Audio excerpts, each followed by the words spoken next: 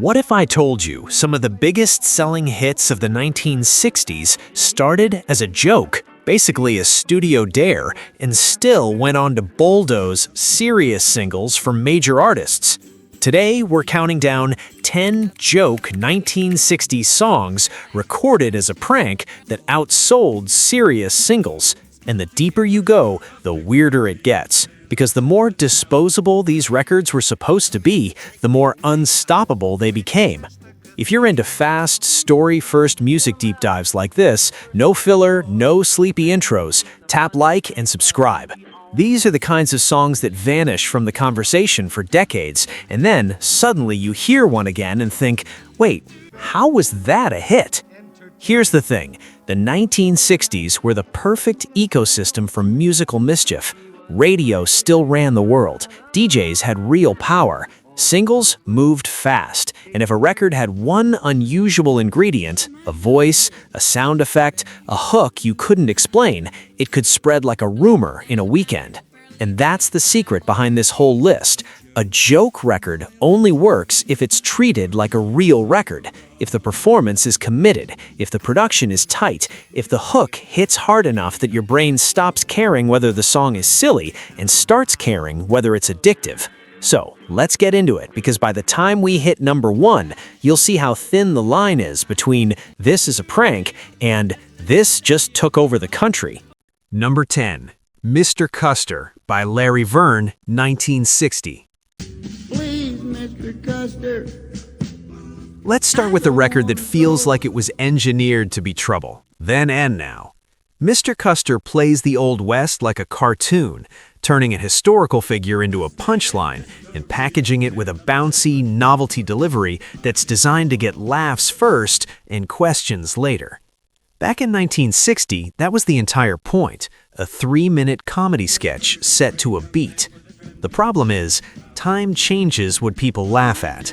In more recent discussions, the track often gets brought up as a "this didn't age well" example, because it leans into broad stereotypes that hit differently now than they did on AM radio in 1960. But here's why it's on this list. Even with that novelty label, it sold like a monster. It wasn't a cute little side joke that charted at number 38 and disappeared. It went all the way up. The public didn't treat it like a throwaway gag. They treated it like a hit record, meaning they bought it, played it, and repeated it until it became part of the year's soundtrack. And that's the first pattern you'll notice tonight. The audience doesn't care what you intended. If the hook lands, the hook lands. And the next song proves it even harder, because it's a number 1 hit from a band that basically didn't exist. Number 9. Alley Oop by the Hollywood Argyles, 1960. Man in the funny papers, we all know. This one smells like a studio prank from the first second. A rock and roll novelty record about a caveman, inspired by a comic strip, performed by a group with the name that sounds like a fake band in a movie. Because that's basically what it was, a short-lived studio project. The kind of thing that could have been a one-day session, a laugh, a let's see if this works idea. And it worked so well, it hit number 1 on the Billboard Hot 100 and sold over 1 million copies, even earning a gold disc. That's not minor novelty success, that's a full-scale takeover. What makes Alley Oop dangerous is how shamelessly visual it is. You don't just hear it, you immediately see the character. You see the caveman, you see the swagger, you see the nonsense, and once your brain has a cartoon playing along with the audio, the song becomes easier to replay because it's not just music anymore, it's a little mental TV episode you can trigger anytime. And now imagine you're a serious artist in 1960, sweating over heartbreak lyrics, trying to make a real record, and a fake caveman anthem just outsells you. That sting is all over this countdown, because the next one takes something even smaller, one embarrassing moment, and turns it into pure commercial gold. Number 8. Itsy Bitsy Teeny Weeny Yellow Polka Dot Bikini, Brian Hyland, 1960. This song is basically a miniature movie. The entire plot is simple. A girl is nervous to be seen in a bikini. That's it. But the genius is that the situation is instantly relatable and instantly visual. In seconds, you're watching the scene in your head. The hesitation, the attention, the awkwardness, the tiny drama. And because it's framed like a playful story, you don't need to get anything. There's no barrier, no decoding. The hook walks straight into your brain and sets up camp. It's also explicitly a novelty song, and still it hit #1 on the Billboard Hot 100, with massive sales reported in the millions. That's the theme again. Novelty doesn't mean small, it just means funny on purpose. And what's wild is how these joke hits often outlive the serious ones because they're easier to reactivate. You can forget 1,000 sincere love songs, but you won't forget a title like Itsy Bitsy Teenie Weenie Yellow Polka Dot Bikini. The name itself is a hook. Now, if you think that's unstoppable, the next one is even more ridiculous because it's built around a childish question and still became a major US chart moment. Number 7. Does your chewing gum lose its flavor on the bedpost overnight? Lonnie Donegan, 1961. Does your chewing gum lose its flavor on the bedpost overnight? This record is powered by one thing, a question that's so dumb it becomes unforgettable. Does your chewing gum lose its flavor on the bedpost overnight? It sounds like a playground rhyme, something you'd say just to make your friends laugh. And that's exactly why it works, because it already feels familiar, even if you've never heard it before. In the US, it reached #5 on the Billboard Hot 100 in 1961, making it one of Donegan's biggest American successes, which is insane if you think about it. A novelty rhyme crossing the Atlantic and elbowing its way into the same charts as the most polished pop singles of the era. This is the brain's weakness. Repetition plus rhythm equals memory. Once a hook becomes easy to repeat, it becomes easy to spread. People sing it at each other, they quote it, they do the chorus as a bit, and suddenly the joke isn't just a joke, it's a social tool. And that's where prank records become deadly. They're designed for humans to pass them around like a shared secret. The next one takes that idea and upgrades it into something even more powerful, a full narrative, packed into a letter that keeps escalating. Number 6. Hello Muddah, Hello Fadduh, A Letter from Camp by Alan Sherman, 1963. Hello, Muddah. Hello, Fadduh. This is storytelling as a weapon. You're not just listening to a song, you're reading a kid's letter home from camp, and every line adds a new little disaster. The food is terrible, the weather is miserable, the activities hurt. The narrator's suffering is comedic, but also weirdly vivid, like you're watching a sitcom unfold in fast forward. And here's the part that matters. This wasn't some niche comedy release. It hit #2 on the Billboard Hot 100 for weeks in the summer of 1963. A novelty letter song, fighting at the top of the pop charts like it belonged there. That's what makes the 1960s so perfect for this list. A funny record could compete directly with serious pop because radio audiences were willing to treat humor as pop entertainment, not as a separate category. Sherman's delivery is committed.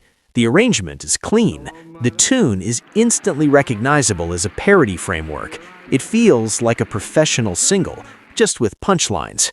And when a song can make you laugh and sing along, it becomes sticky in a way serious songs sometimes can't match.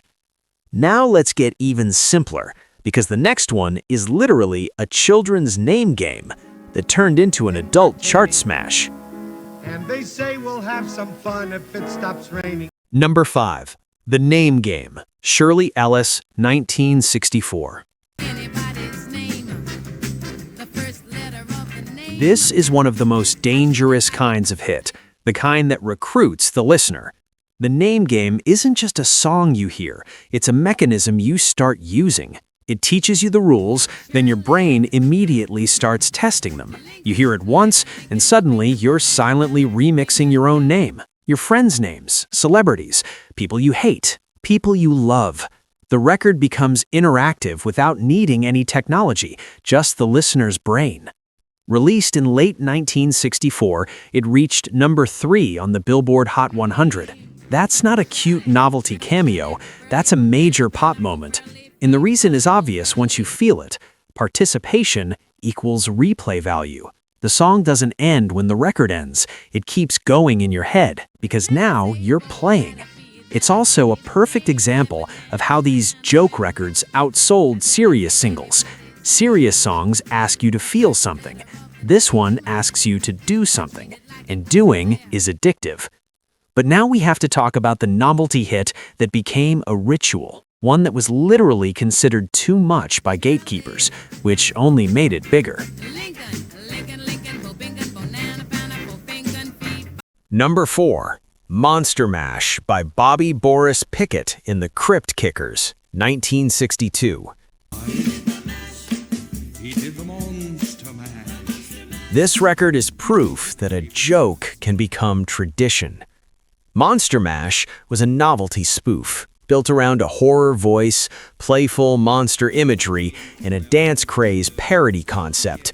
It was released in 1962, hit number 1 on the Billboard Hot 100 right before Halloween, and then refused to die. It recharted in later years, became a seasonal anthem, and basically turned into a cultural annual event. And here's the delicious part. It wasn't universally welcomed. The BBC banned it for being too morbid. Think about that. This goofy monster dance song was treated like it was dangerous. But bans create mystery. When you tell people you shouldn't hear this, you turn listening into a little act of rebellion, even if the content is silly. That's how prank records mutate into phenomena. Controversy adds voltage. Also, the track's entire vibe is committed. It's playful, but it's not lazy. The sound effects sell the world. The performance never winks too hard. It behaves like a real single, which is why it could survive past the original gag. And once a joke becomes a ritual, it stops being a joke. It becomes a tradition.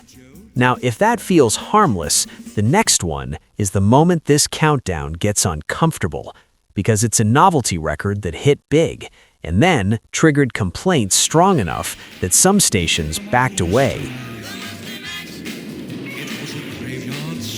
Number 3. They're Coming to Take Me Away, Ha Ha, Napoleon XIV, 1966.